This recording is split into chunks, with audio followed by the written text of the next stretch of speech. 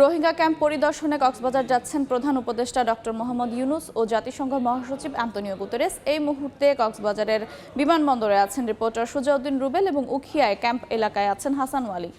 সরাসরি প্রথমে যাচ্ছি রুবেলের কাছে।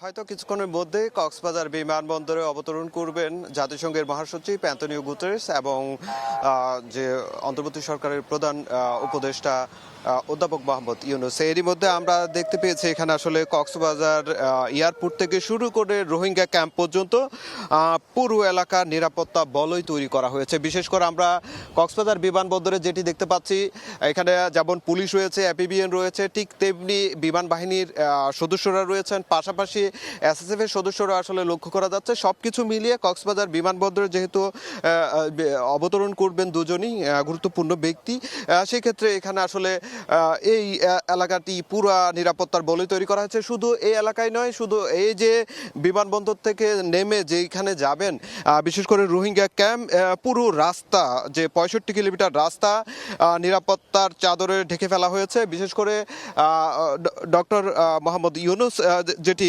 করবেন কক্সবাজারে, তিনি বিমানবন্দরে একটি কার্যক্রম রয়েছে, সেই কার্যক্রমের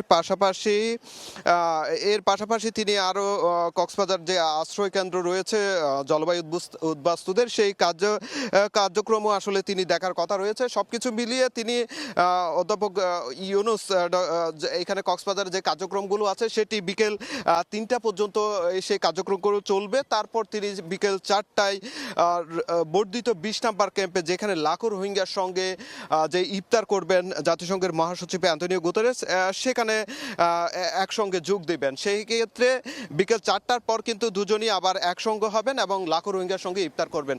আর অ্যান্তনিও গুতেরেস এইখান থেকে কক্সবাজার থেকে মূলত হেলিকপ্টার যোগে ক্যাম্পে যাবেন, কক্সবাজারের উখিয়ার ক্যাম্পে। সেখানে আসলে বেশ কিছু তার কার্যক্রম রয়েছে। আমরা যেটুকু জানতে পেরেছি, ক্যাম্পে তিনি প্রথমে তিনটি বৈঠক করবেন রোহিঙ্গা প্রতিনিধিদের সঙ্গে। সেখানে তিনি যে খাদ্য কার্যক্রম রয়েছে, সেই কার্যক্রম যে বিতরণের যে কার্যক্রম, সেগুলো পরিদর্শন করবেন এবং পাশাপাশি যে আন্তর্জাতিক যে সংস্থাগুলো রয়েছে যারা স্বাস্থ্যসেবা থেকে শুরু করে খাদ্য সহায়তা দিয়ে থাকে, তাদের সঙ্গে বৈঠক করবেন। তারপর তিনি ক্যাম্পে ঘুরে মূলত 18 নম্বর ক্যাম্পে যাবেন। সেখানে একটি লার্নিং সেন্টার রয়েছে, সেই লার্নিং সেন্টারে তিনি পরিদর্শন করবেন। পাশাপাশি রোহিঙ্গা শিশু রয়েছে, প্রতিনিধি রয়েছে, তাদের সঙ্গে বৈঠক করবেন। এরপর তিনি একটি সাংস্কৃতিক স্মৃতিকেন্দ্র রয়েছে রোহিঙ্গাদের, যেখানে আসলে নৌকা থেকে শুরু করে নানা ধরনের যে কার্যক্রমগুলো রয়েছে রোহিঙ্গাদের, সেই কার্যক্রমগুলো তিনি পরিদর্শন করবেন এবং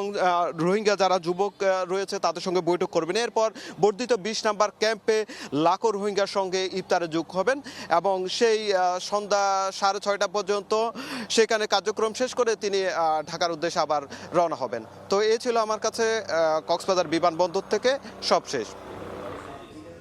সরাসরি যুক্ত ছিলাম কক্সবাজার বিমানবন্দরে।